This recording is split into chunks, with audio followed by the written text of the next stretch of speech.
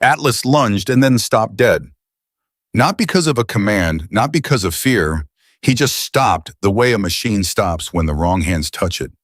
Sergeant Derek Harper screamed the order again, veins rising in his neck, fists clenched at his sides. Nothing.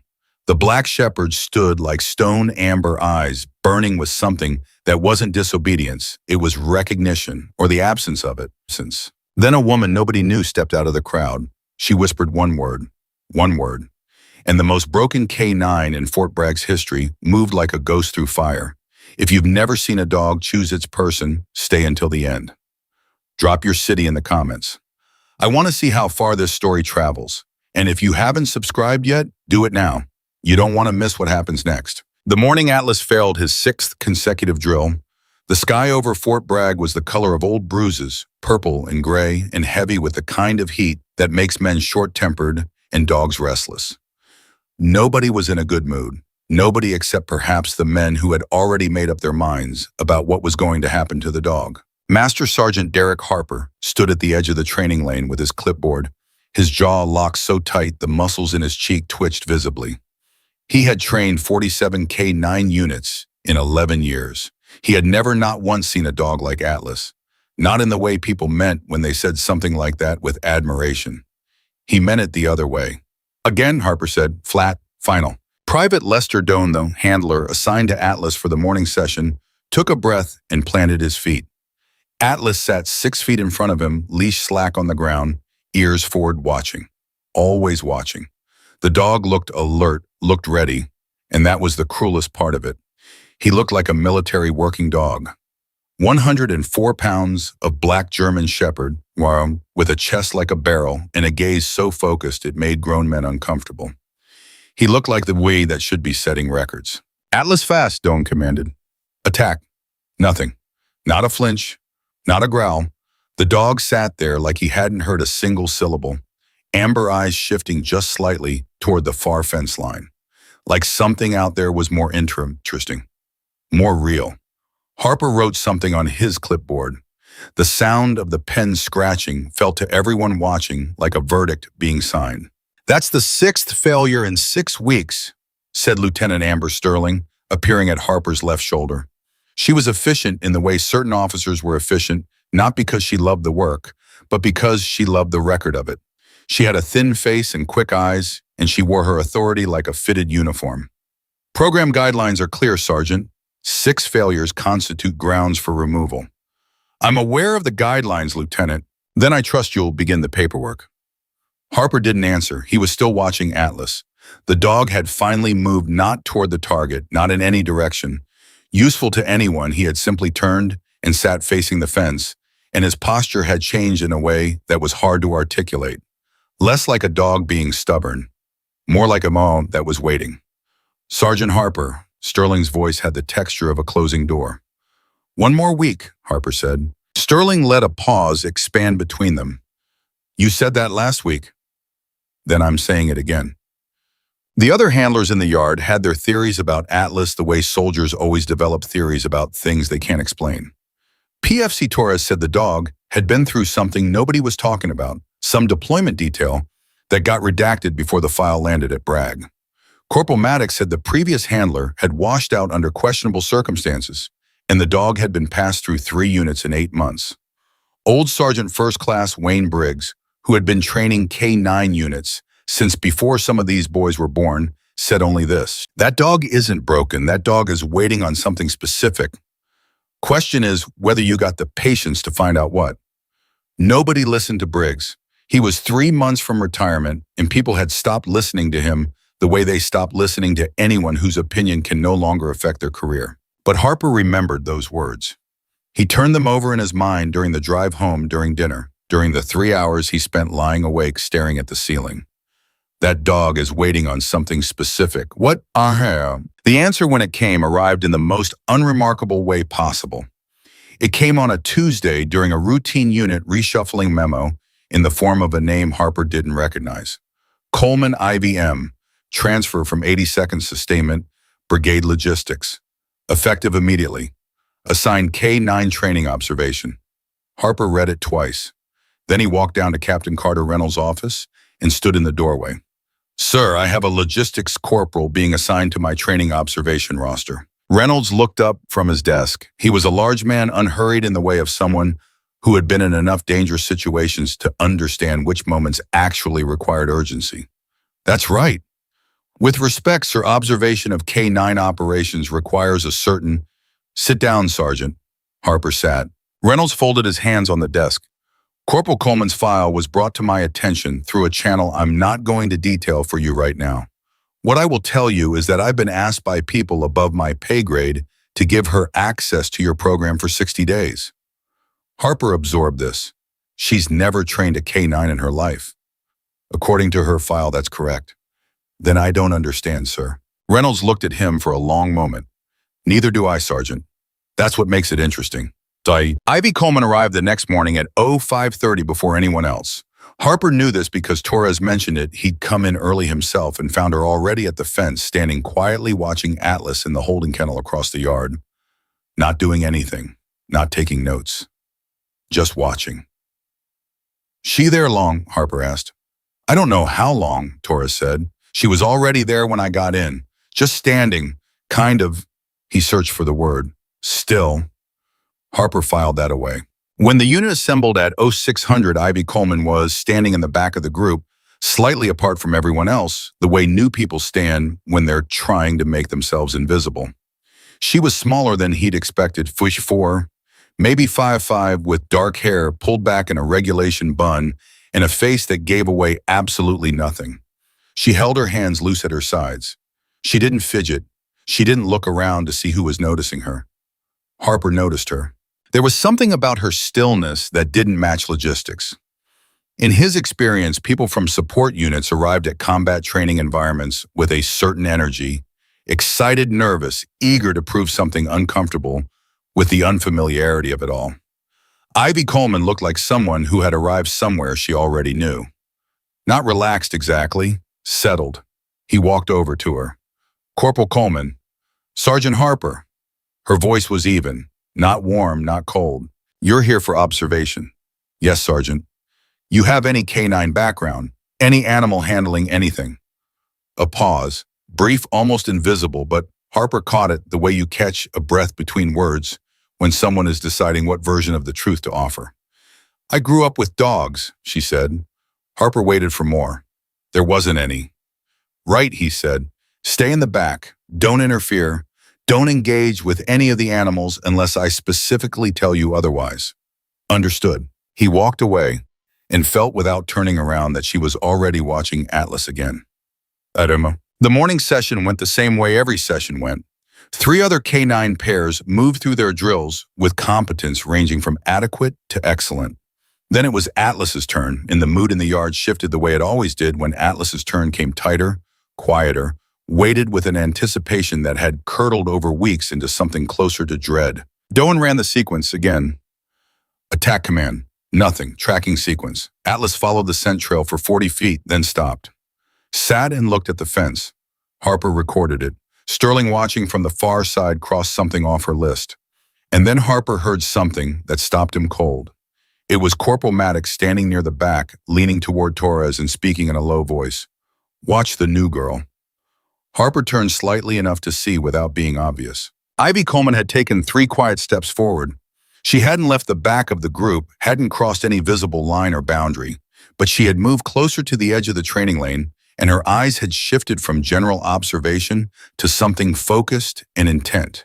She was watching Atlas with the specific attention of someone diagnosing a problem, not witnessing a failure. Her head tilted.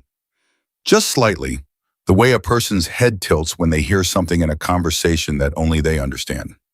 Atlas, and this was the part Harper couldn't explain when he described it later, Atlas turned. Not toward the command position.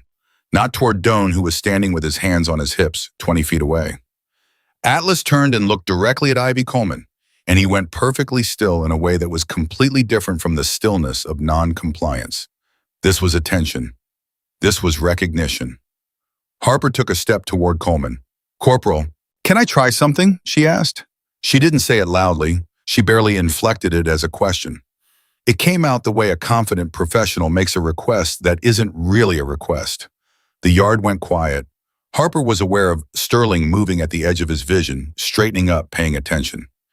"You were told to observe," Harper said. "I know." She looked at him. Direct, no apology in it. "I'd like to try something." Captain Reynolds' voice came from somewhere behind him. Harper hadn't realized the captain had come out. "Let her try, Sergeant." Harper stepped back. He kept his expression neutral. Inside, he was already forming the memo he would write if this went badly, already tallying the ways in which this entire situation was irregular and poorly structured and would reflect on his unit. Ivy Coleman walked toward Atlas. She didn't move fast. She didn't move the way handlers moved when they were trying to project authority, square shoulders, direct line dominant posture. She moved the way water moves around the stone, slightly indirect, slightly curved, as if approaching the exact spot she wanted to be without ever pointing herself directly at it. Atlas tracked her with his eyes. His ears, which had been flat and turned out the signature of disengagement, rotated forward. Both of them, pointed at her like small antennas catching a signal. She stopped about 4 feet from him, not close enough to crowd him, not far enough to be meaningless. And then she crouched down. Not all the way, not the way people crouch when they're trying to get a dog to like them, making themselves small and unthreatening. She went down to one knee like someone kneeling to look at a map, and her posture didn't shrink at all. She remained upright, centered, balanced. Atlas looked at her face. Harper had been training dogs for 11 years. He had seen 1,000 moments between dogs and handlers, had cataloged the good ones and the bad ones, and learned to read the difference in the first 10 seconds. What he was watching right now didn't fit any category he had. The dog wasn't submitting. The dog wasn't being commanded. The dog was reading her the way dogs read people they've already decided to trust, looking for confirmation of something they already know. Ivy's lips moved. One word. Harper was 30 feet away and couldn't hear it. He would spend the next 2 days trying to reconstruct what it had been asking Torres, asking Maddox, asking anyone who had been close enough. Nobody could tell him. They had all seen her mouth move. Nobody had heard the sound. Whatever she said, it lasted less than a second. Atlas stood up.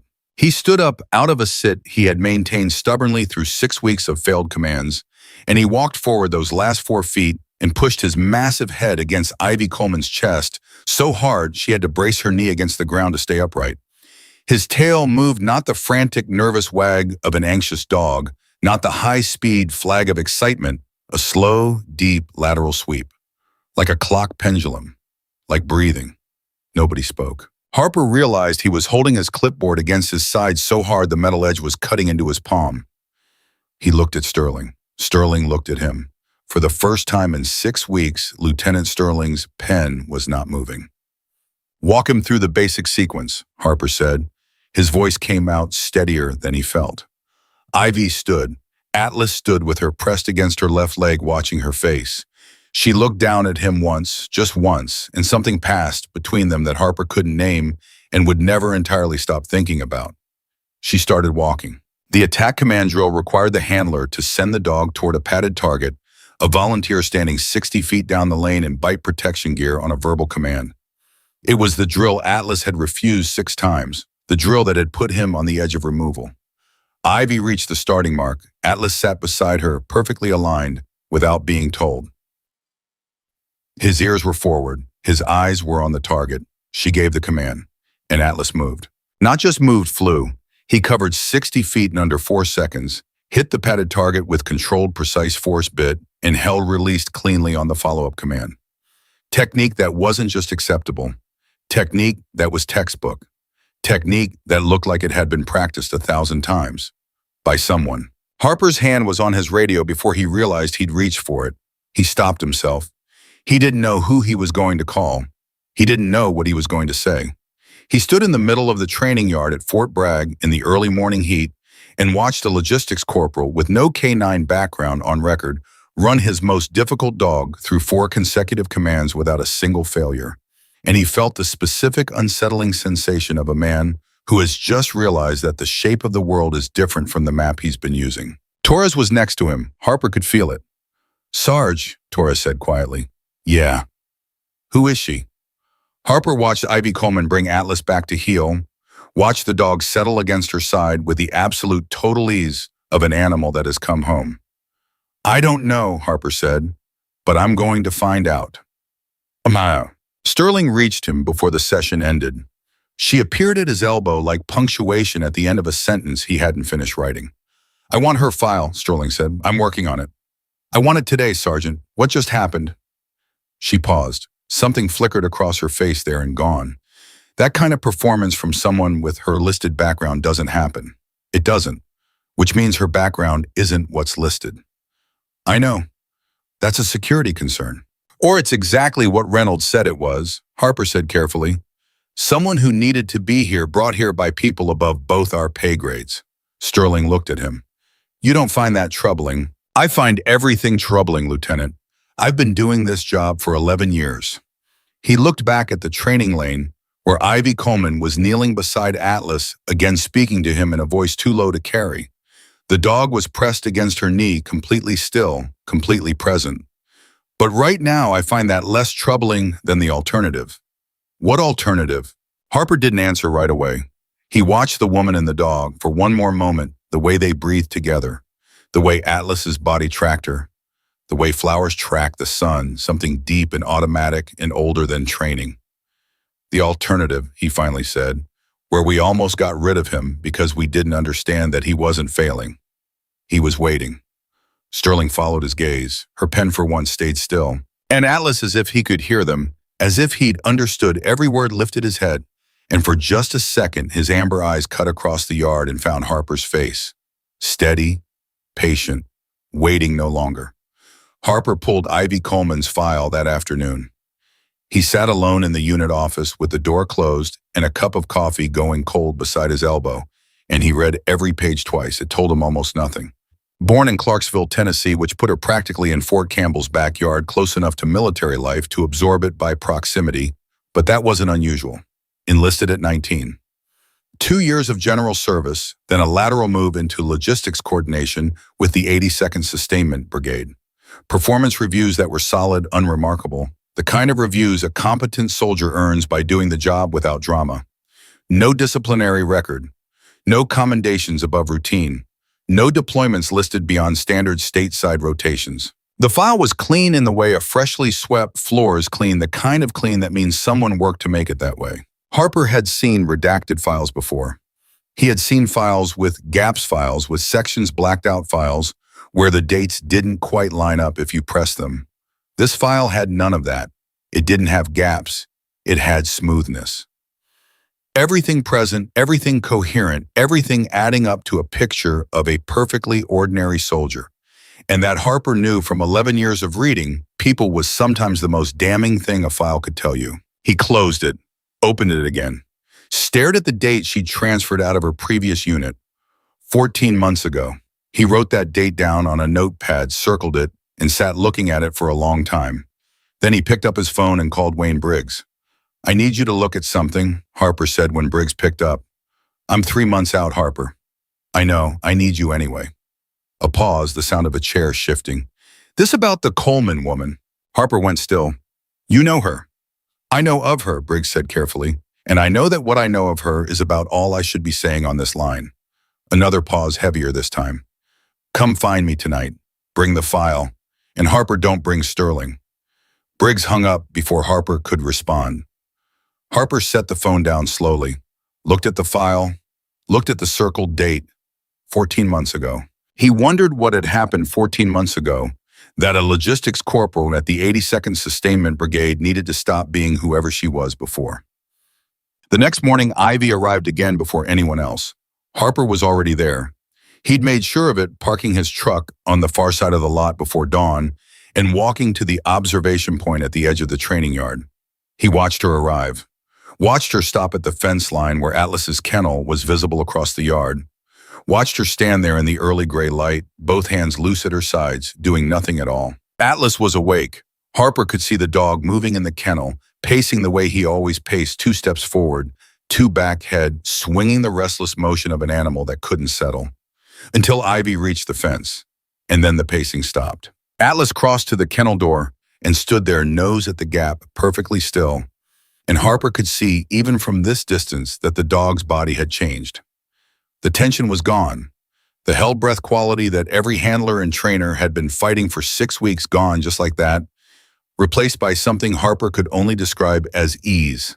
All because she was standing at a fence 40 yards away. He let her stand there for 10 minutes before he walked out. "Corporal," she turned. No surprise on her face. She'd heard him coming, or maybe she'd known he was there the whole time. "Sergeant Harper."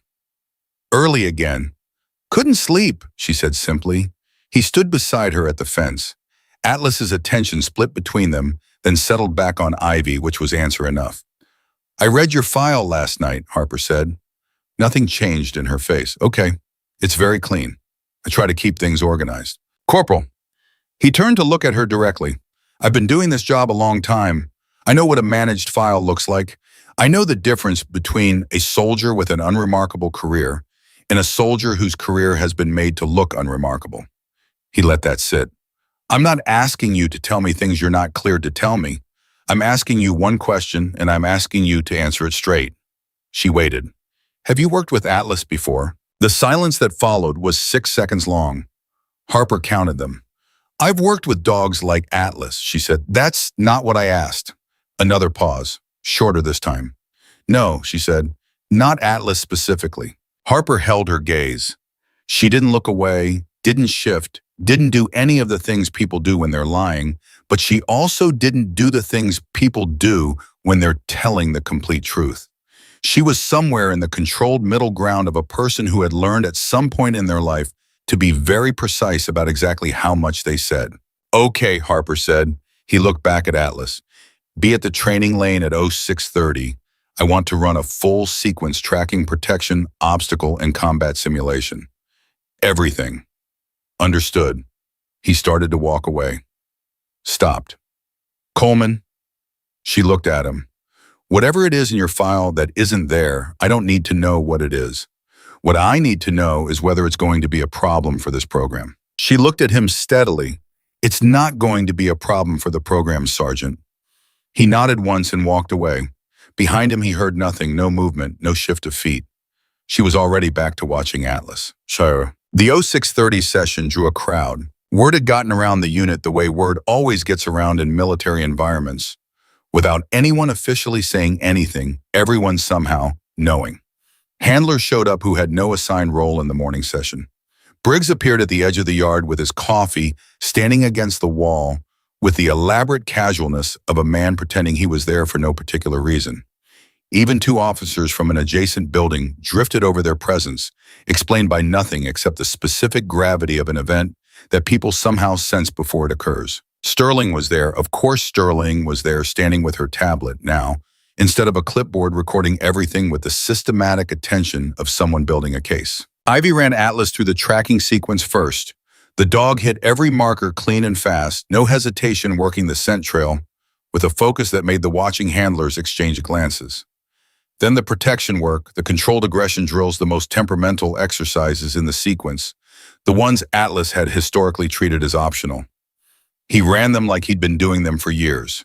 Commanded aggression, commanded release, controlled, hold directional, send every component executed with the kind of precision that doesn't come from one morning of reconnection. That kind of precision is trained into muscle memory over months, sometimes years. It was Torres who said it first quietly to Maddox standing next to him. "She's not teaching him anything. He already knows all of this." Maddox didn't answer. He was watching Ivy's hands. The economy of her signals, the way she communicated with Atlas through gestures so small they were almost invisible. The dog read every one of them. "She's not a logistics clerk," Maddox said finally. His voice had gone flat, the flatness of someone processing something that conflicts with what they thought they knew. "No," Torres agreed, "she's really not." The combat simulation was last. Harper had set it up with 2 volunteers in full-bite protection gear, acting as opposing forces, a sequence requiring the handler to direct the dog through a tactical approach, an apprehension, and a controlled withdrawal. It was the most complex drill in the program, the one that required the Malgan handler to function not as handler and animal, but as a coordinated unit reading each other's movements in real time, adjusting without verbal communication. Ivy and Atlas moved through it like water through a familiar channel. She dropped low without being told to. He shifted left to cover the angle she'd opened. She gave a hand signal Harper had never seen before, not from any training manual he'd ever read, and Atlas changed direction mid-approach, cutting off the second target's escape route with geometric precision. The two volunteers stopped and looked at each other through their face guards, which was not part of the drill. Harper realized he had stopped writing on his clipboard. He was just watching. The drill ended. Ivy brought Atlas back to heel. The dog was breathing, hardtail moving in that deep, steady arc, pressed against her left leg with his whole body weight. She put her hand on his head once briefly and said something to him that no one caught. Silence held the yard for a full 3 seconds. Then Briggs, against the wall with his coffee, said in his deliberate, unhurried way, "Well, there it is." Sterling's tablet was recording. Her face was unreadable, but her eyes had sharpened to a quality Harper associated with someone who had just confirmed a suspicion they weren't happy to have confirmed. She walked toward him with the focused momentum of someone who has decided something. "Sergeant Harper, I need a word." Harper held up one finger, "Wait," and walked to Ivy first. She was crouching beside Atlas, running her hands along his flanks, the professional assessment of a handler checking her dog after exertion. When Harper stopped in front of her, she looked up. "Where did you learn that directional signal?" he asked. "The one you used in the simulation. Left hand low, 3 fingers extended. That's not in any NATO K9 manual I've seen." She held his gaze. "I picked it up somewhere." "Where?" "It was a while ago." "Coleman, it works, doesn't it?" she said. And there was something in her voice right then. Not defiance, not deflection, something closer to exhaustion. The bone-deep tiredness of someone who has been carrying a weight and is starting to feel the distance they've covered. Harper crouched down to her level. He lowered his voice so it didn't carry. "I talked to Briggs last night." Something moved across her face. Quick control gone. "Okay." "He said I should look up the after-action reports from Operation Sandstorm from 14 months ago, classified so I can't access them directly." He paused, but he described some of what was in them. Generally. Ivy's hand had stopped moving on Atlas's back. The dog turned and looked at her face with the specific concern of an animal reading distress in someone they're bonded to. "He mentioned a K9 unit embedded with a special operations element," Harper continued. "A unit that got caught in an ambush outside of Kandahar. Most of the element was extracted. The dog handler was listed as..." He stopped, chose the next word carefully. "Separated from the unit." Separated and then redacted. Ivy wasn't looking at him. She was looking at Atlas, and her hand had resumed its motion across the dog's back, slow and automatic the way people do things with their hands when they need their hands to be doing something. "He also mentioned the dog," Harper said. "Oh, my God." "The dog from that unit, Black German Shepherd, called him the best combat K9 he'd heard of in 15 years. He let the silence open up. Dog's name was different back then, apparently. In the field, they called him something else. Ivy's jaw tightened, just slightly, just enough. "They called him Ghost," Harper said. Atlas's head came up. His ears rotated forward all the way. His eyes went to Harper's face, alert, suddenly intensely focused, and then moved to Ivy's, waiting. The yard was 20 feet away, and nobody could hear this conversation. But Harper felt the weight of it pressing against the air between them like something physical. Ivy finally looked at him, and for the first time since she'd arrived at Fort Bragg, the careful, composed surface she wore like a second uniform cracked just at the edges, just enough to let something through that was raw and real and had been contained for a very long time. "His name is Atlas now," she said. Her voice was steady. Everything else about her in that moment was not. "That's his name." "I know," Harper said quietly. "I'm not trying to take that from him." He held her gaze. "I'm trying to understand what I'm actually looking at. Because what I'm looking at, what I saw this morning, that is not a logistics corporal running a troubled K9 through basic drills. That is an experienced operator running a combat-tested dog through exercises they have clearly performed together before in conditions I am not cleared to know the details of." Ivy was quiet for a long moment. Atlas pressed harder against her side, a slow, steady weight, the dog version of a hand on his shoulder. "I can't confirm or deny specifics," she said. "I'm not asking for specifics." "Then what are you asking for?" Harper thought about it, thought about the file that was too clean, the date that was 14 months ago, The way Atlas had turned toward her across a training yard and come alive after 6 weeks of being buried in himself. The way she'd crouched in that training lane and whispered one word that nobody else heard and nobody else had to hear because it wasn't for them. "I'm asking," he said slowly, "if the reason Atlas has been failing every drill for 6 weeks is because he's been looking for you." The silence that followed was the longest one yet. Atlas was completely still beside her, amber eyes moving between their faces, reading the conversation with the intelligence of a mind that had spent years learning to read human moments for survival. Then Ivy put her hand on the dog's head, and this time she left it there. "Atlas is the best working dog in the United States military," she said. "Quiet, certain. The certainty of someone stating something they know in their bones, not their opinions. He has never failed a drill in his life." She looked up at Harper, and the thing in her eyes wasn't just exhaustion now. It was grief, and behind the grief, something harder. The thing that grows in people on the other side of things that nearly break them. "He was never failing your drill, Sergeant. He was waiting for someone to walk in who smelled like home." Harper felt something shift in his chest. He didn't have a name for it. "Okay," he said. He stood up. He looked at the training yard where Sterling was still waiting for him, tablet in hand, case-building eyes watching everything. He looked at Briggs still against the wall, who gave him a single small nod. He looked at Torres and Maddox and the other handlers who were pretending not to watch. He looked at the results on his clipboard, perfect scores every drill, every marker, and at 6 weeks of failure reports before them. He clipped the pen to the board. "Oh, 6:30 tomorrow," he said to Ivy Coleman. "Full sequence advanced track. I'll have the course reset for a level 4 simulation." He started walking towards Sterling, stopped once more without turning around. "And Coleman," a beat. "Welcome back."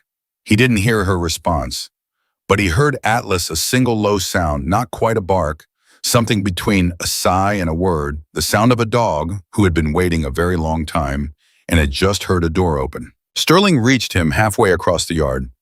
"We need to talk about her clearance level," she said immediately. "I know. Her current file doesn't authorize access to, I know, Lieutenant. Then you understand that what happened this morning represents a significant protocol." "Sterling." Harper stopped walking. He turned and faced her directly, and he used the tone he reserved for moments that actually mattered, the tone that had nothing aggressive in it, but made it absolutely clear that the conversation had reached its endpoint.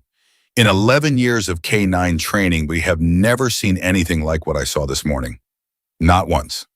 He let her hear that. "So before you finish building whatever case you are building on that tablet, I need you to ask yourself one question." He looked at her steadily. "Are you trying to protect this program, or are you trying to protect your own comfort with a situation you don't have enough information to evaluate?" Sterling's eyes went flat. "That's out of line, Sergeant." "Probably," Harper said, "but it's the right question." He started walking again. "Get with Reynolds about her clearance. That's the right move. That's the conversation we should be having." Over his shoulder, "Don't move to remove her before we've had it." He didn't wait to hear what Sterling said next. Across the yard, Ivy Coleman stood with Atlas beside her. Both of them together, the dog's shoulder pressed against her knee like a compass finding north. Harper had started this morning wanting answers.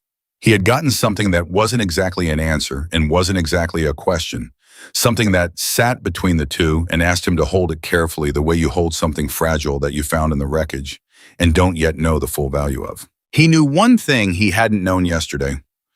Atlas hadn't been broken, and the woman who'd brought him back hadn't come from logistics. The question that was going to keep Harper awake tonight was the same one Torres had asked in 9 words that morning and hadn't been able to answer. Who is she? And underneath that question, pressing up through it like something trying to surface, a second question, quieter, darker, the kind that takes longer to form, because the answer to it changes everything. What happened to her out there that made them bury her file that deep? The clearance meeting happened 2 days later, and it did not go the way Sterling had planned. Harper knew this because he was in the room when it happened. Reynolds had requested his presence, which was either a vote of confidence or a way of making sure Harper owned whatever came out of it. The three of them sat in Reynolds' office with Ivy Coleman's file on the table between them, like an object that nobody wanted to be the first to touch. Sterling had prepared. She always prepared. She came in with printed documentation, a timeline she'd built from Ivy's transfer orders, 3 separate regulation citations, and the kind of organized certainty that made her effective, and in moments like this one, deeply difficult to argue with. She laid it out methodically. Ivy Coleman's listed qualifications did not meet the threshold for advanced K-9 program access. Her transfer authorization was irregular, originating not from her chain of command at the 82nd Sustainment Brigade, but from a joint directive signed by two officers whose names Sterling had not been able to cross-reference in any accessible directory. That alone, Sterling said, constitutes a flag under AR 380-67. Personnel with untraceable transfer authorization require additional security review before.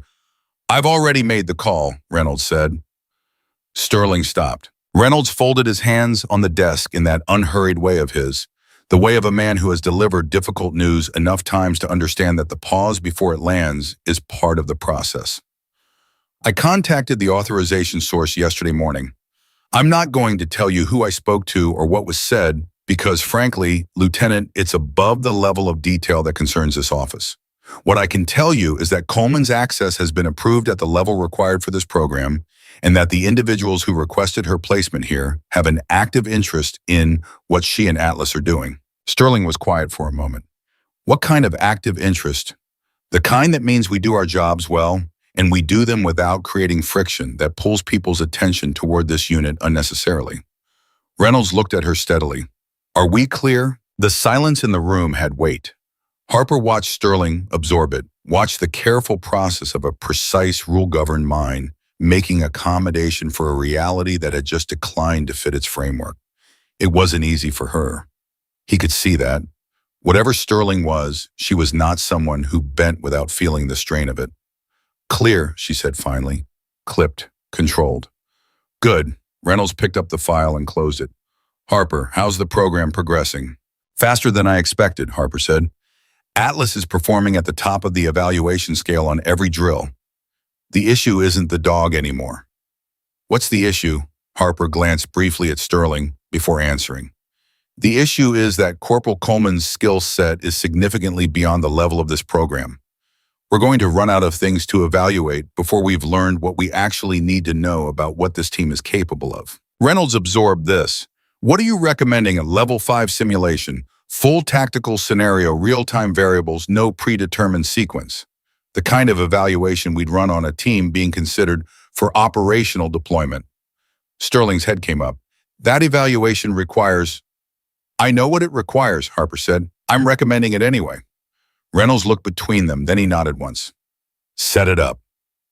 Harper told Ivy that afternoon, catching her after the day's session, while she was putting Atlas through cool-down exercises in the far end of the yard. She was working him through a slow, deliberate heel pattern. Left-right about turn, pace changes, the kind of work that looked casual and was anything but the kind that asked a dog to stay locked in on his handler through boredom and repetition and come out the other side with his focus intact. Atlas was locked in. He had been locked in every day for 6 days now. Since the morning she'd walked back into his life and said one word Harper still hadn't been able to reconstruct. Level 5, Ivy said when he'd finished explaining.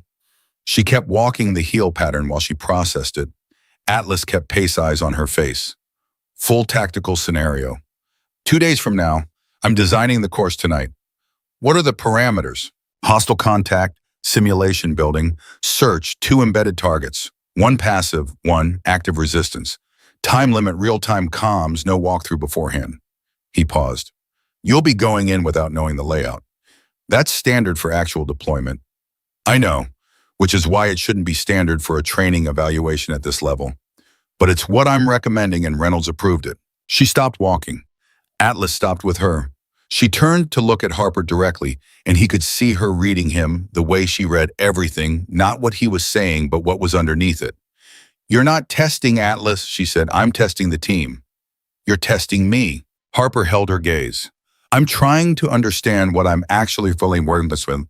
All I have right now is what I can observe. What I can observe is exceptional, but exceptional in a controlled environment and exceptional under genuine pressure are 2 different things, and I need to know which one I'm dealing with. Something moved through her face, not offense, something more complex than that. The expression of someone being asked a question they've already asked themselves in much darker rooms at much harder hours. And if I am what you're starting to think I might be, she asked, then we'll have a different conversation, Harper said, and it'll be worth having. She looked at him for a moment longer.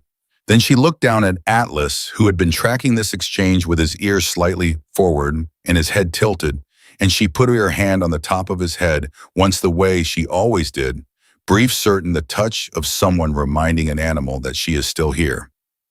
Okay, she said. Okay, Bom.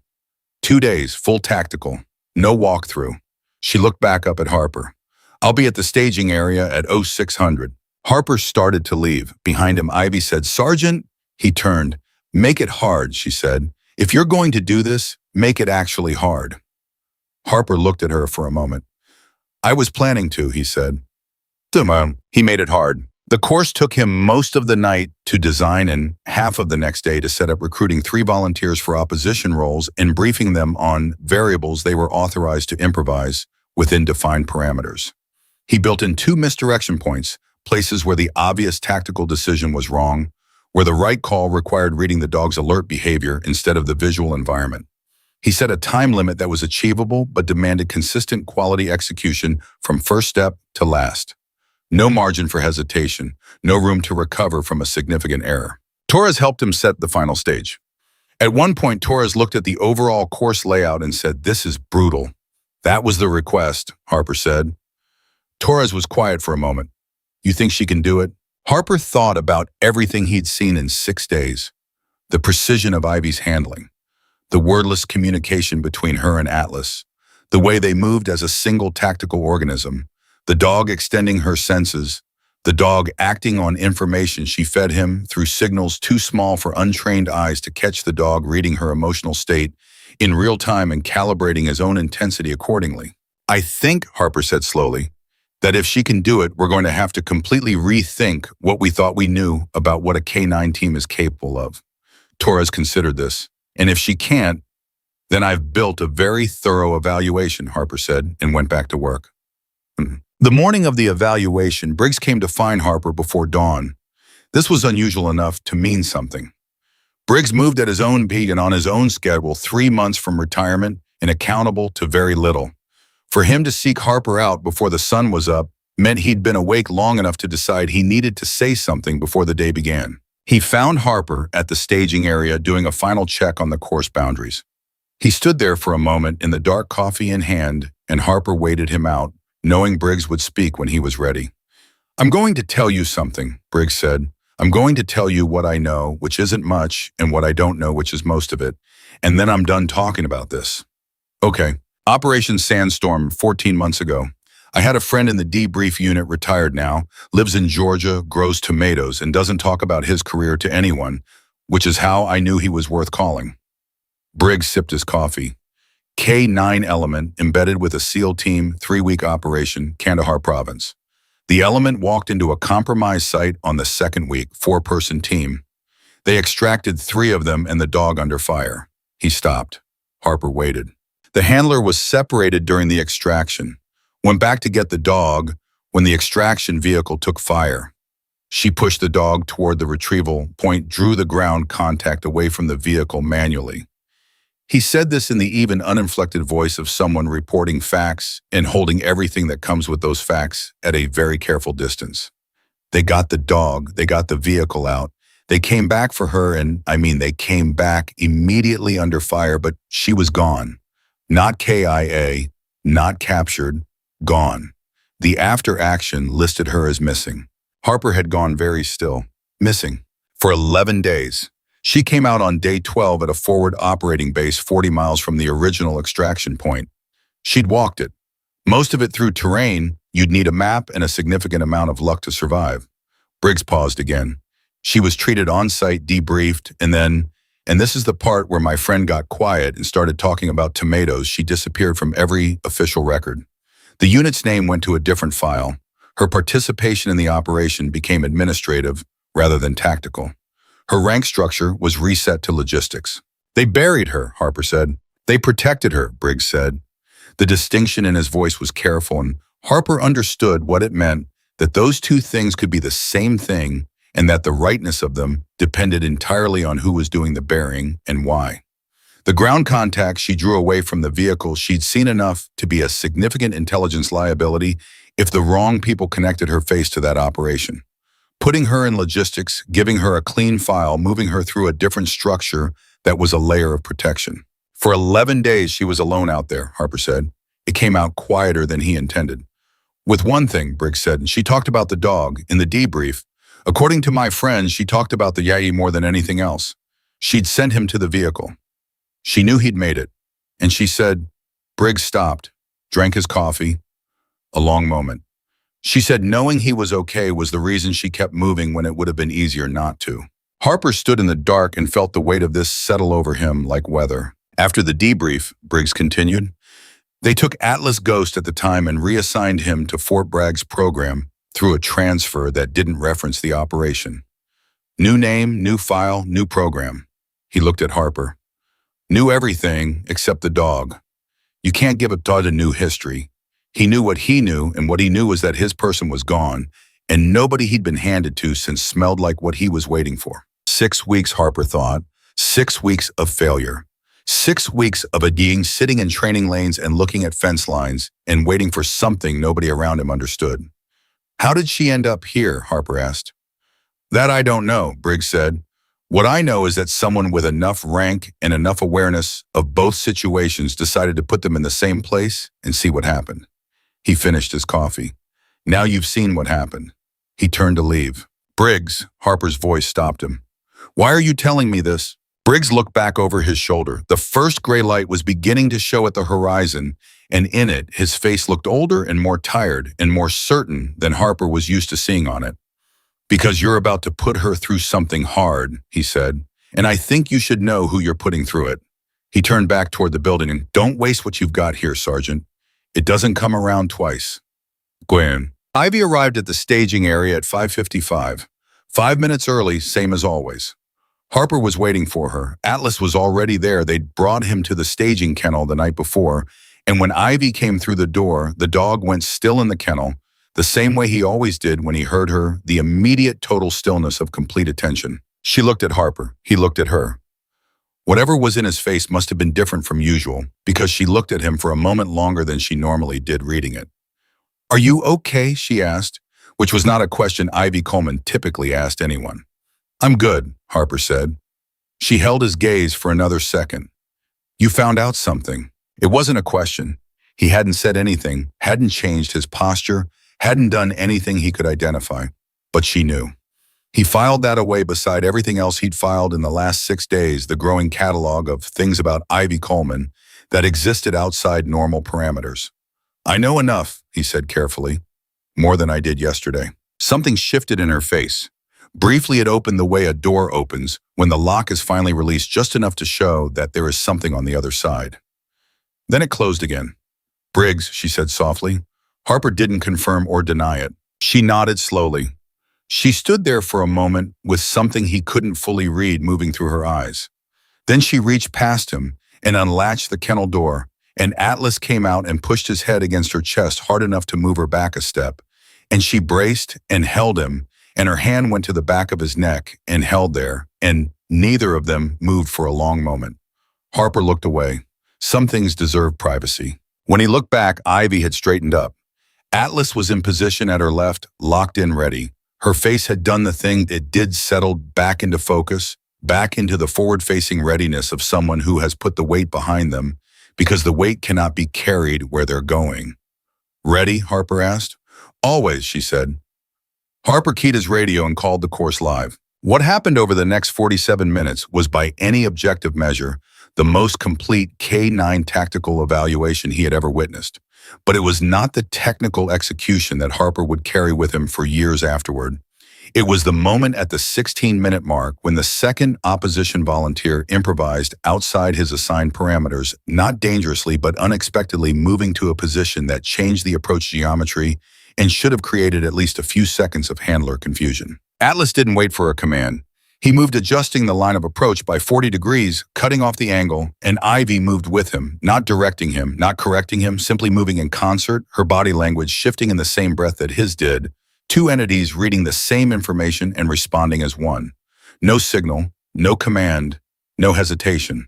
The volunteer said afterward, removing his gear in the debrief area, "I've done opposition work for a lot of evaluations. I've never had a dog that felt like it was thinking ahead of me." Torres, writing up the scoring sheet, paused at the 16-minute entry. He looked at Harper. "What do I call that?" Harper looked at what Torres was trying to score. "Unprompted tactical adjustment, handler synchronized, executed in under 2 seconds with 0 accuracy loss." "Write it down exactly as it happened," Harper said. "Let the description speak for itself." Ivy was standing outside with Atlas when Harper came out to give her the debrief summary. She had her hand on the dog's back, and she was looking at the middle distance, the way people look when they've just come down from high-intensity performance, and their body is still running faster than their mind. Harper stopped in front of her. He held up the scoring sheet. 47 minutes, 31 seconds. Every objective cleared. 0 errors on handler execution. 2 instances of initiative beyond command, both tactically correct. She looked at the sheet, then at him. "Perfect score," he said. "Not a high score, a perfect score. I've been running evaluations for 11 years. I have never given a perfect score." He lowered the paper. "Ivy." He used her first name. It was the first time. She noticed he could see that she noticed. "That wasn't a training evaluation.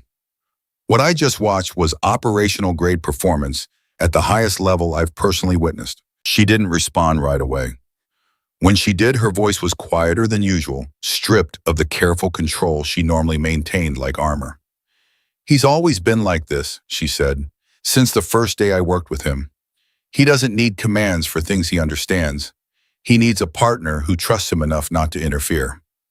She looked down at Atlas, who was looking back up at her with his amber eyes steady and full of something that looked in every way that mattered, like devotion. Most people couldn't do that.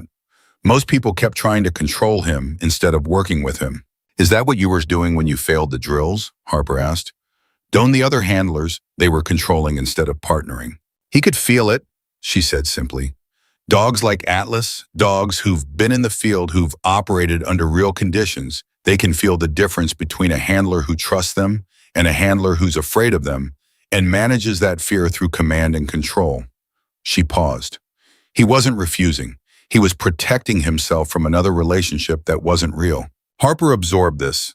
He looked at Atlas, at the easy, settled, utterly present quality of the dog beside this woman, the quality that had been entirely absent for 6 weeks and had returned completely the moment she'd walked through the gate.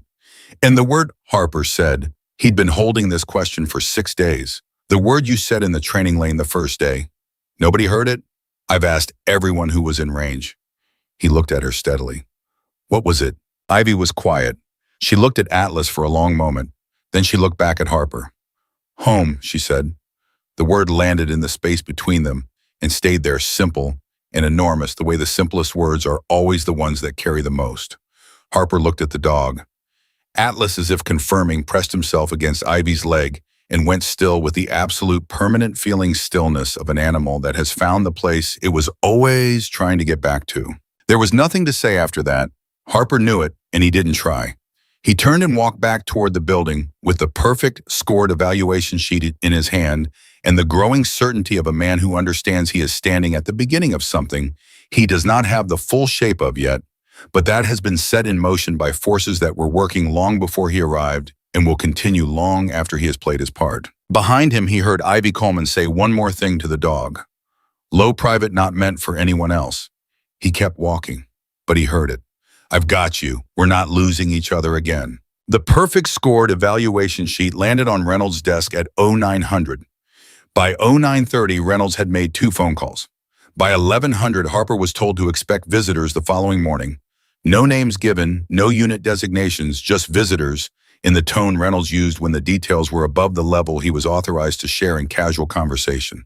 Harper told Ivy that afternoon. She took it the way and she took most things without visible reaction, without questions she didn't need the answers to, with the compressed internal processing of someone who had learned that showing your full response to information was a form of vulnerability you couldn't always afford. She was running Atlas through a cool-down pattern when Harper told her, and she kept running the pattern while she listened, and when he finished, she said only, "When?" Tomorrow morning. Reynolds wants you in the main briefing room at 0800. Will you be there?" "Yes." She nodded, kept walking the pattern. Atlas kept pace eyes up, reading her the way he always did, and Harper could see watching them on that whatever Ivy was processing internally was transmitting to Atlas the way everything transmitted to Atlas through the specific frequency of her body, her breathing, the tension or ease in her hands. The dog's tail carriage had dropped slightly, not distress, alertness. He knew something had changed in the air and he was calibrating to it. Ivy. Harper used her first name again the way he had after the evaluation. She looked at him. These aren't people coming to create a problem for you. She held his gaze. People who come without names and unit designations are always coming to create something, she said. Not bitter, just accurate. The accuracy of someone who has been through enough to have learned the patterns. Harper didn't have a good answer for that because she wasn't wrong. Whatever it is, he said, you're not walking in there alone. Something shifted in her face. Small brief, the crack and close that he'd seen in the training yard when he'd first used Atlas's field name. She nodded once, returned her eyes to Atlas, and kept walking. Harper stayed at the edge of the yard until she finished the session. He didn't know exactly why. He told himself it was professional oversight. He knew it wasn't only that. Sterling found him in the corridor outside the unit office at 1600. She fell into step beside him without announcing herself, which was unusual enough that he slowed down to look at her properly. Her expression was different from her normal operating mode. The efficient sharpness was still there, but underneath it was something that looked, if he was reading it right, like reluctance. Like a woman who had reached a conclusion she didn't want to have reached. I looked up Operation Sandstorm, she said. Harper stopped walking entirely. You have the clearance for that. I have enough clearance to find out what I can't access, she said, which is almost all of it.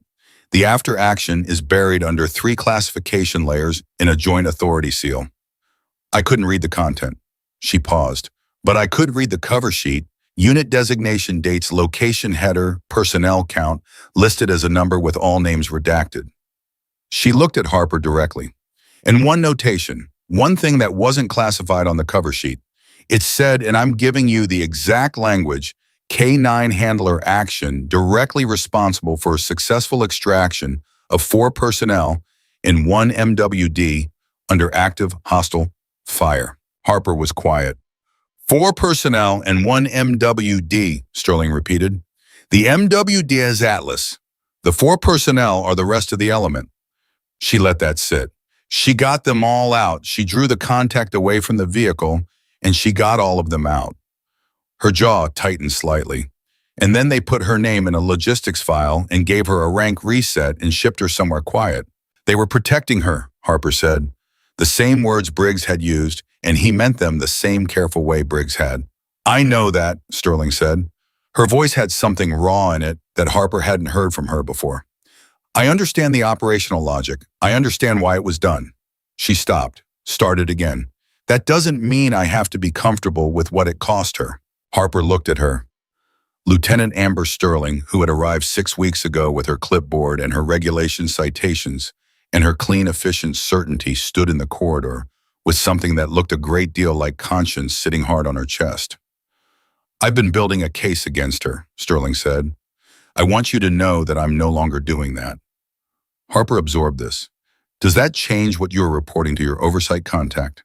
My oversight contact is going to get an accurate report of her performance evaluations, Sterling said, which are, as you documented, perfect.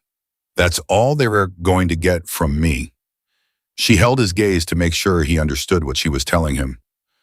I was wrong about her. I was wrong about the dog. I don't enjoy being wrong, but I'm capable of recognizing it.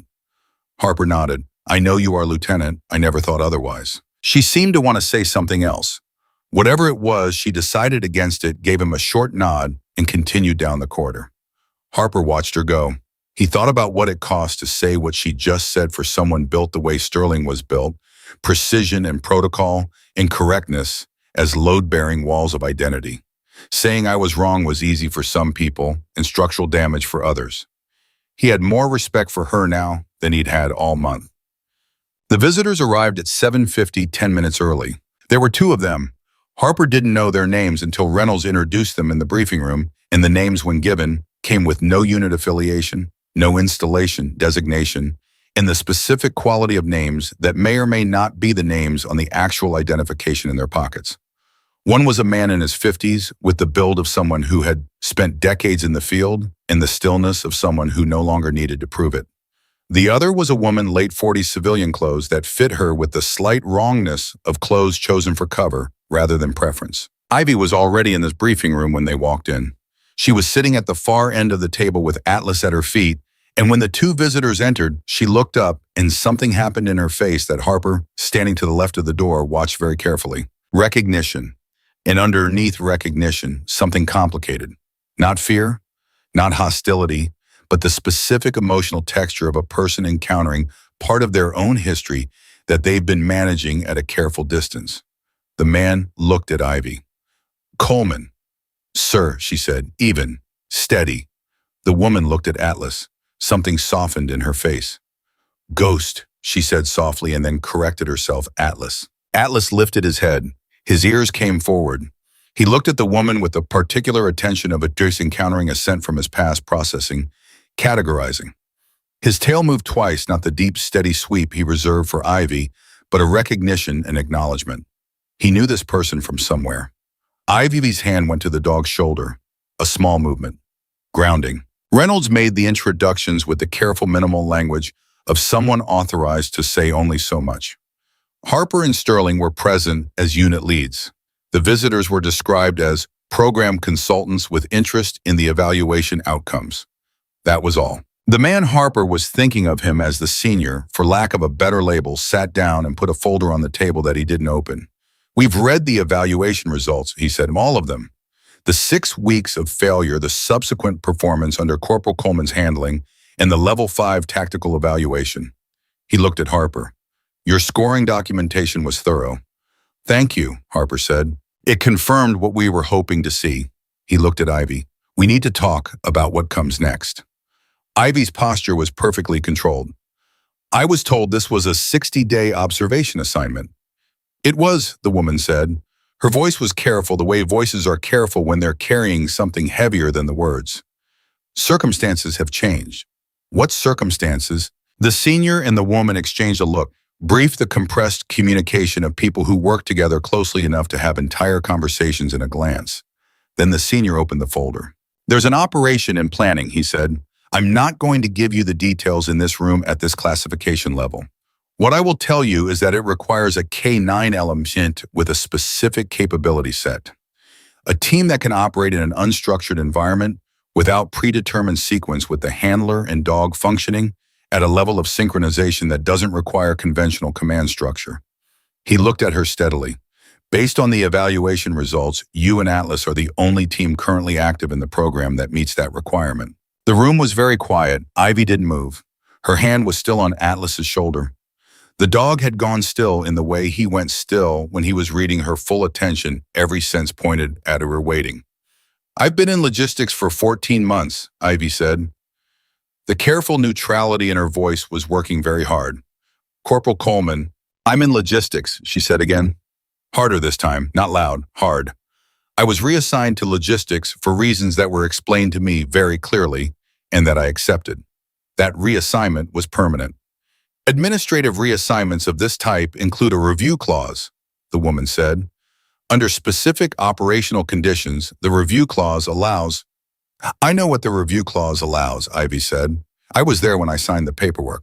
Harper had been watching her face throughout this exchange. He was watching it now.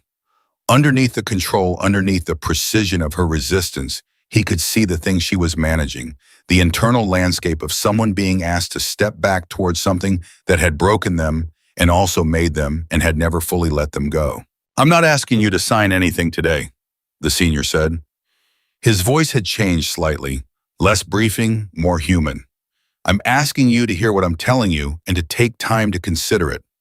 With respect, sir, I don't need time. My answer is Ivy. The woman said her name with a familiarity that indicated a history Harper and Sterling weren't part of. It stopped Ivy mid-sentence. Look at him. A beat of silence. Then Ivy looked down at Atlas. The dog was looking up at her. His amber eyes were steady and full. His tail was moving in that deep, slow arc. His whole body was leaned against her leg with the easy, permanent weight of complete trust. He's been waiting for you for 14 months, the woman said quietly. You've been waiting for 14 months too.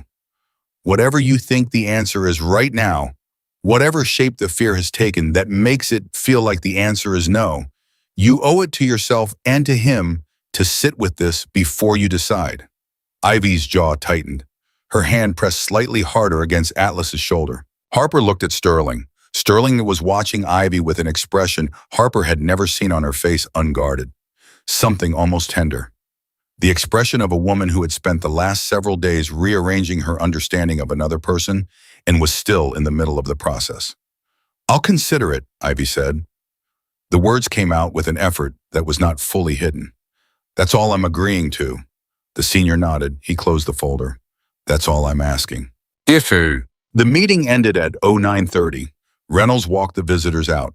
Sterling left shortly after, and Harper found himself alone in the briefing room with Ivy and Atlas and the specific resonant silence of a space where something important has just happened and hasn't finished reverberating yet. Ivy was still sitting at the far end of the table.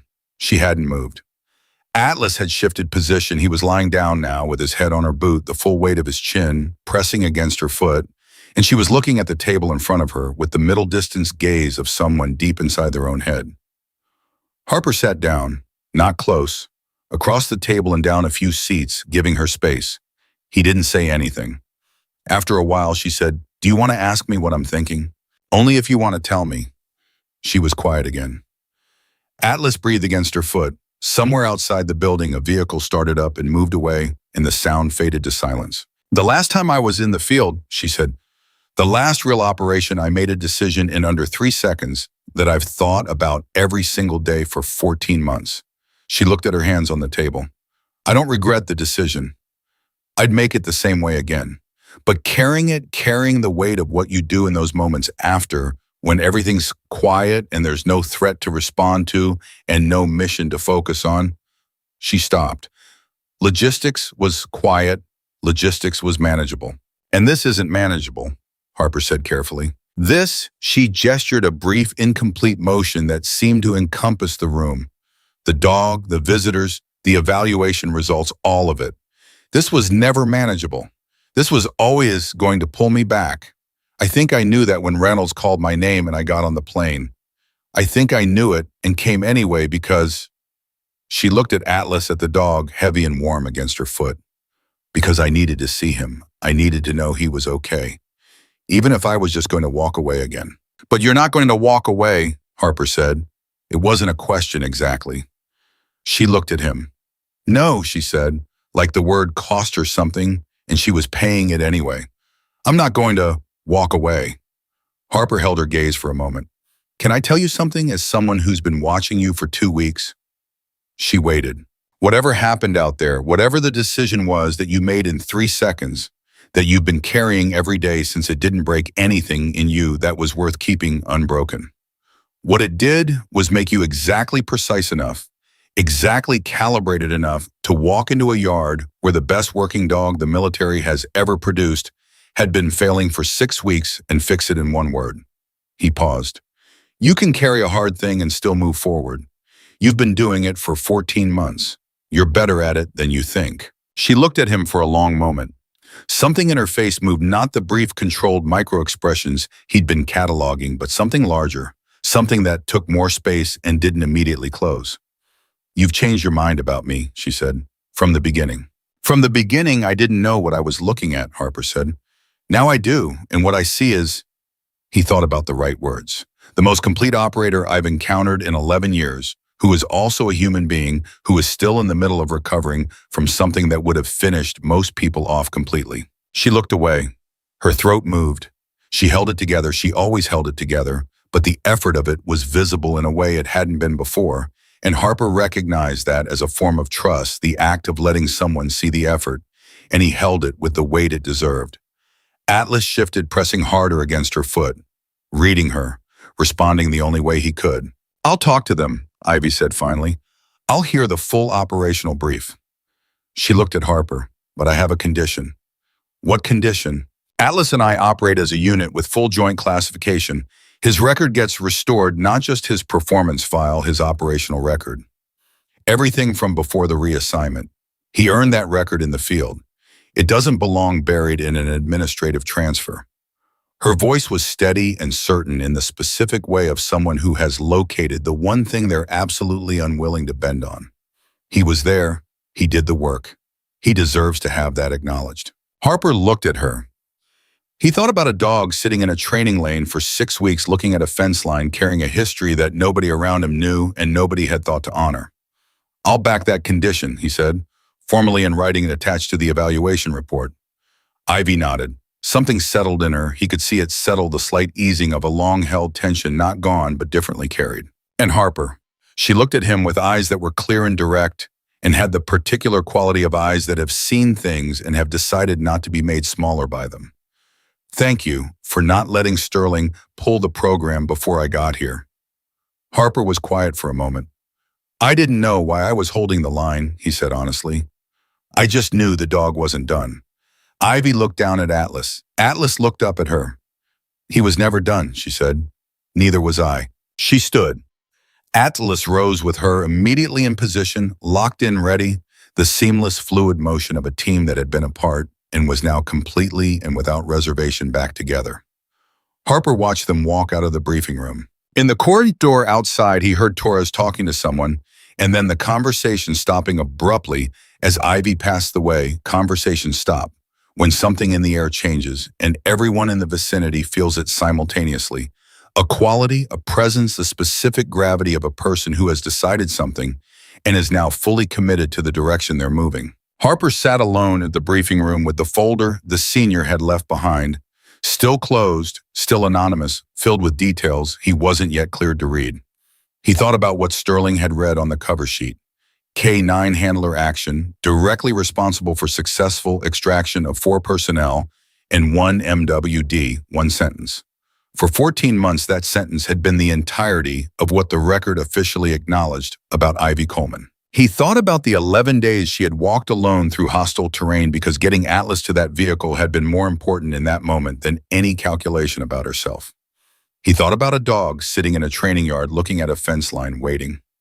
He thought about one word: home. He picked up his pen and opened his own evaluation folder and began writing the formal addendum that would attach Ivy Coleman's condition to the program, record the demand that Atlas's operational history be restored, that the work he had done in the field be given back to him in the only currency that mattered in this world, the official acknowledgement that it had happened, that it had mattered, that he had been there and done the work and earned the record that bore his name. It was a small thing in the context of everything. It was also the only thing that mattered. Harper wrote it carefully, precisely, with the full weight of 11 years of documentation behind every word. Outside the window, he could hear Ivy's voice in the yard, low, certain, the voice she used with Atlas, that carried a frequency nobody else operated on. He couldn't hear the words. He didn't need to. He knew what she was telling him. "We're not done. We've got more to do. And this time I'm not leaving." The addendum Harper filed that afternoon moved faster through the system than anything he had submitted in 11 years. By 1600, the same day, Reynolds called him to say it had been received, reviewed, and flagged for expedited processing by the same joint authority that had signed Ivy's original transfer orders. By 1800, Harper received a one-line confirmation the condition had been accepted. He walked out to the yard to tell her. She was there with Atlas the way she was always there, at the end of the day, running him through nothing tactical, nothing evaluated, just moving together in the easy, unhurried rhythm of two beings in each other's company. When Harper came out, she read his face before he said a word, the way she read everything, and she went still and waited. "It's done," he said. "Atlas's operational record is being restored. Full history, everything from before the reassignment. It'll take 72 hours to process through the classification tiers, but it's approved." Ivy didn't say anything immediately. She looked at Atlas. The dog was looking back at her, reading the change in her breathing, the shift in her body. His tail began its slow, deep movement, that metronome of certainty back and forth. She crouched down, put both hands on the dog's face, looked at him directly, the way she rarely let anyone see her. Look at him completely open, no armor, no management of what showed. "You hear that?" she said to Atlas. Her voice was rough at the edges. "They're giving it back to you, all of it." Atlas pushed his nose into the center of her chest and held it there. Harper looked away. He gave her 30 seconds. When he looked back, she was standing, hands at her sides, face composed. But her eyes were bright in a way she didn't try to conceal. "Thank you," she said. "You earned it," Harper said. "Both of you." The operational brief came through the next morning. Reynolds called Harper and Ivy into his office at 700, and the senior was there again this time, with a classification package that he opened without preamble and walked them through with the focused efficiency of a man on a timeline. Harper absorbed the details with the professional attention of his 11 years. Ivy absorbed them with something additional, the specific quality of a person hearing information they know how to use, the way a hand closes around a familiar tool. The operation was real. Not a training exercise, not an evaluation extension, not a program assessment dressed up with operational language. Real. A joint element 48-hour deployment window, a target environment that required a K-9 team capable of operating without conventional command structure in an uncontrolled space. "Timeline," Ivy said when the senior finished. Not a question, a request for the specific number. 72 hours from mission-ready certification. What constitutes certification? "You and Atlas are already certified," the senior said. The Level 5 evaluation covered the threshold requirements. The remaining 72 hours is administrative and logistics preparation.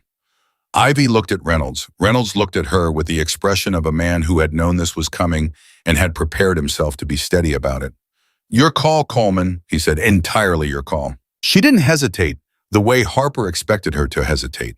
The hesitation had already happened in the briefing room the day before in the yard, in whatever internal conversation she'd been having with herself through the long night that had preceded this morning. She had done her hesitating in private the way she did everything difficult, and she had arrived here already resolved. "I need 1 hour with Atlas before any administrative processing begins," she said, alone off the official schedule. "Then I'm ready." The senior nodded. 1 hour. She left the room without looking back. Atlas moved with her pressed to her left leg, matching her pace wildly. Reynolds looked at Harper after they were gone. "She's something, isn't she?" he said. Not a question. A statement of a thing recognized. "Yes, sir," Harper said. "She really is." Harper used the hour to find Sterling.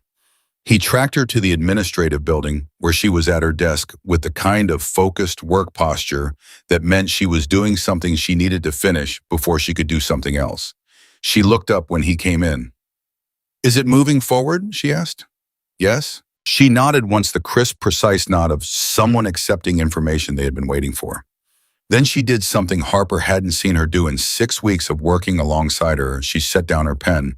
Just set it down and sat back and let her posture open slightly, the deliberate release of held tension. "I pulled her full citation record this morning," Sterling said. "From the parts of the Sandstorm file I could access.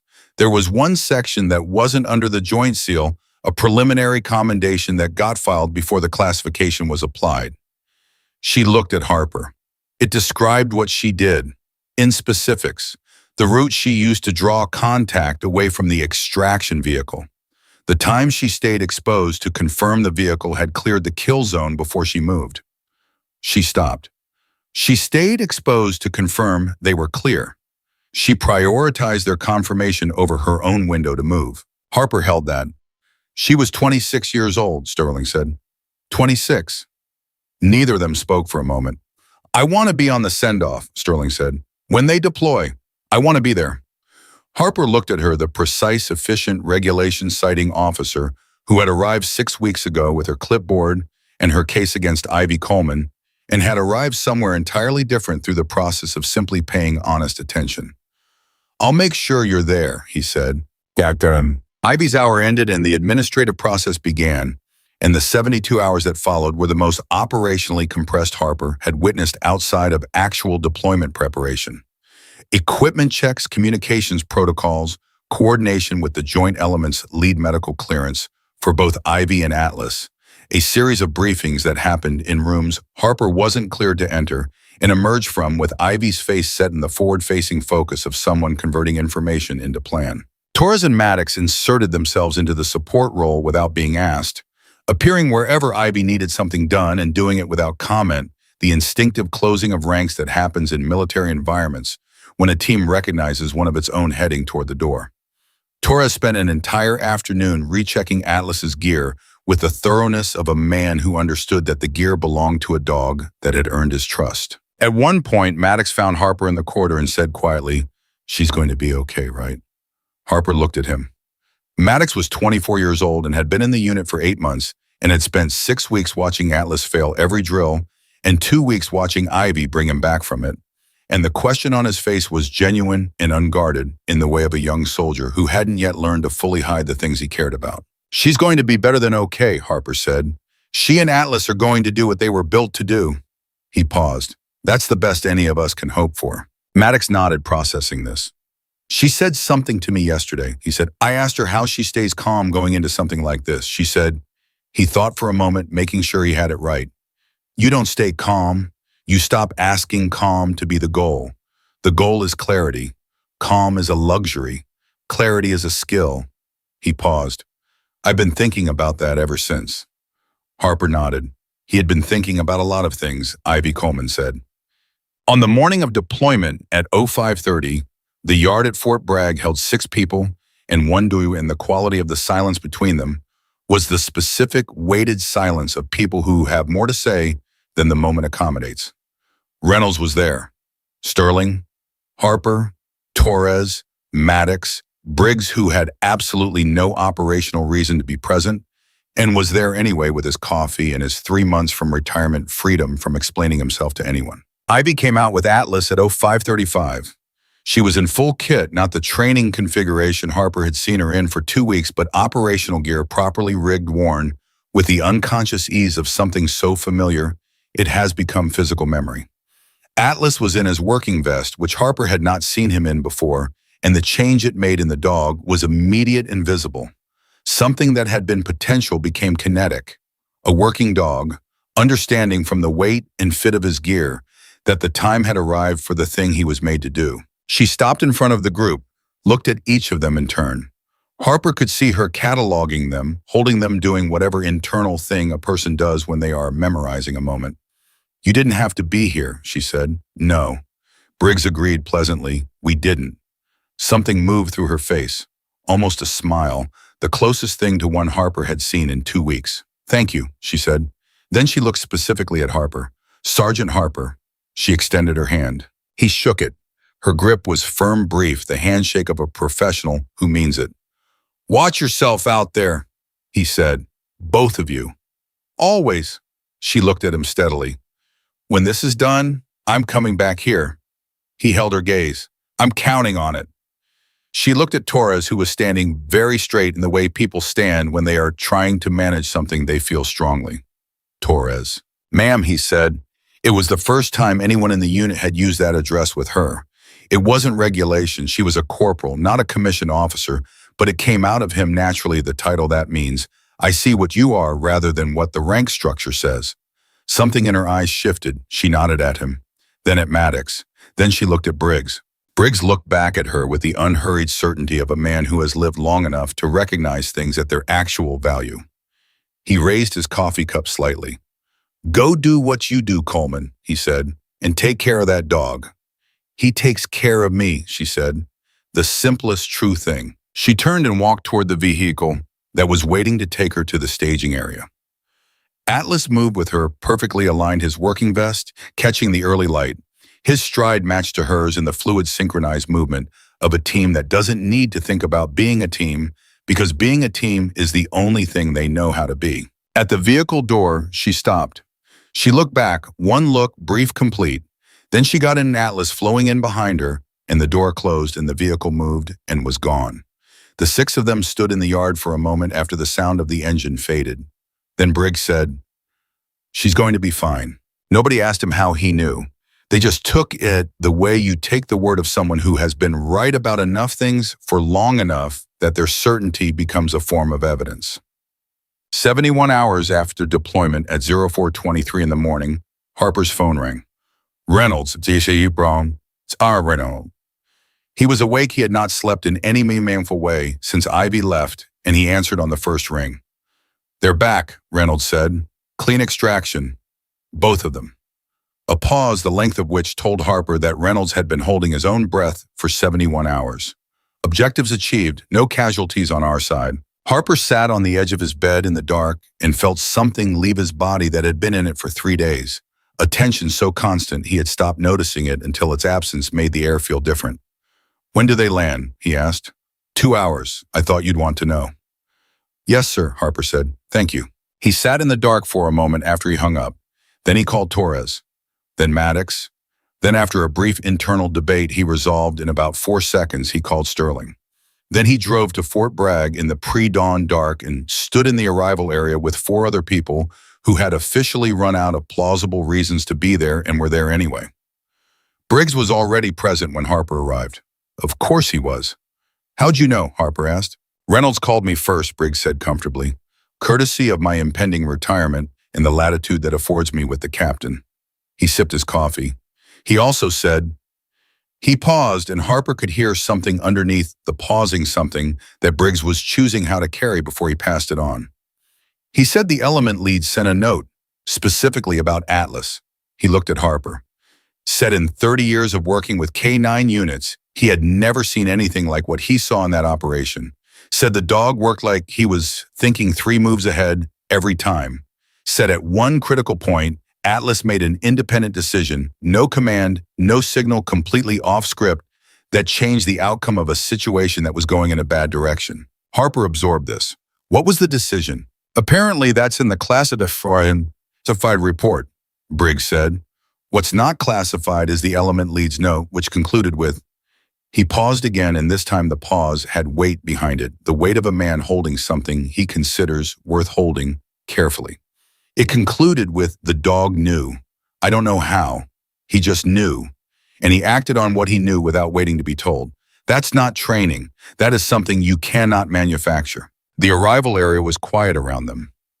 The other 4 Torres, Maddox, Sterling, Reynolds, who had appeared at some point without Harper noticing, were standing in a loose group with the patient, alert stillness of people who have learned how to wait.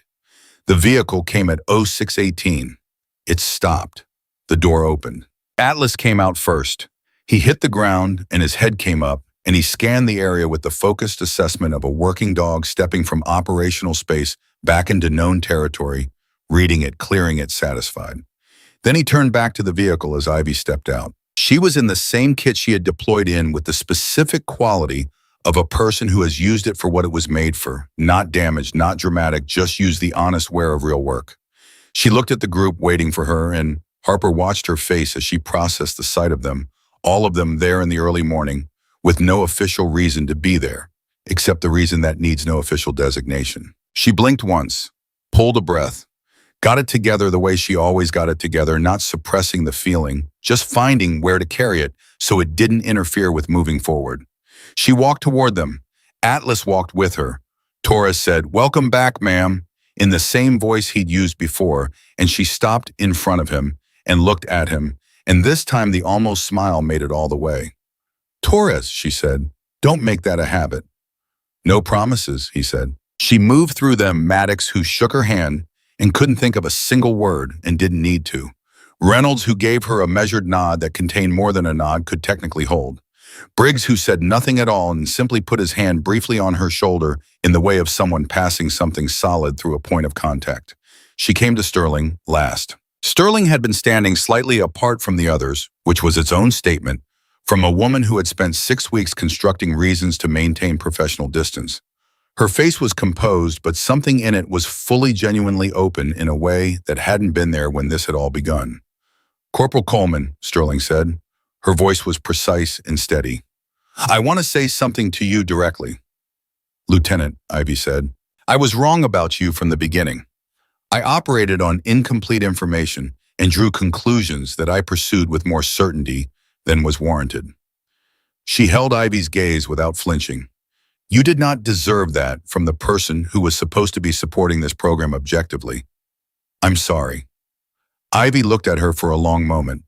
Harper watched the processing, the particular internal moment of a person deciding what a thing is worth and what to do with it. "You changed your mind when the evidence changed," Ivy said. "That's what honest people do." She paused. "That's more than I get from most." Sterling absorbed this, nodded. And for the first time in 6 weeks, Amber Sterling looked like a person who had put something down that she was relieved to no longer be carrying. Ivy looked at Harper last. She came to stand in front of him with Atlas at her side, both of them present and whole, and returned, and she looked at him with the clear, direct gaze she had walked through fire to earn. "The element lad sent a note," Harper said. "About Atlas." She looked down at the dog. "I heard. Something he did on the operation. Independent decision, no command. Changed the outcome." She was quiet for a moment. Her hand went to the dog's head. Not the brief touch she usually gave him, but something fuller, more permanent. Both hands the way you hold something you came close to losing. Atlas pressed up into her hands with the deep, instinctive weight of a dog that knows exactly where he belongs. "He heard something I didn't hear in time," she said. "He was a half-second ahead of me, and he moved on it." She looked at Harper. "I've been working with dogs for 10 years. I have never had a partner who trusted his own perception that completely, who had the confidence, after everything he'd been through, to act on what he knew without waiting to be told." Her voice was steady and her eyes were clear, and what was in them was not just pride, it was something more complex than pride, the deep, difficult, beautiful thing of recognizing that a being you love has come into their full capacity on the other side of something that tried to diminish them. "He was ready," she said. "He's always been ready. He just needed someone to believe that enough to let him prove it." Harper looked at the dog. At this 104-pound black German shepherd, who had sat in a training lane for 6 weeks looking at a fence line and waiting with a patience that no training manual had produced and no command had created, a patience born of certainty that what he was waiting for was real and would come and was worth every moment of the wait. "Does he know," Harper asked, "that his record's been restored, that it's all official now?" Ivy looked down at Atlas. Atlas looked up at Ivy. "He knows everything that matters," she said. "He's known it for 14 months. He knew it the day he pushed the extraction vehicle clear and waited to see the lights go. He knew it every day I was gone." She paused. "Dogs like Atlas don't need paperwork. They don't need official acknowledgement. They need one thing." "What's that?" Harper asked, though he already knew. Ivy looked at the dog, and the dog looked back at her, and between them was the thing that had survived an ambush, 11 days of hostile terrain, 14 months of separation, 6 weeks of failed drills, 2 weeks of careful revelation, 71 hours of operational deployment, the thing that could not be filed, redacted, reassigned, or buried in any administrative structure ever devised by the people who manage the official record of other people's lives. "They need to know their person is coming back," she said. She put her hand on the dog's shoulder. He leaned into it with his whole body. She looked at the group of people standing in the early morning light, the handlers and the officers and the old sergeant with his coffee who had seen enough to know what things were worth, and something in her face was fully, completely open. No armor, no management, no careful presentation of only what was safe to show. This was Ivy Coleman returned.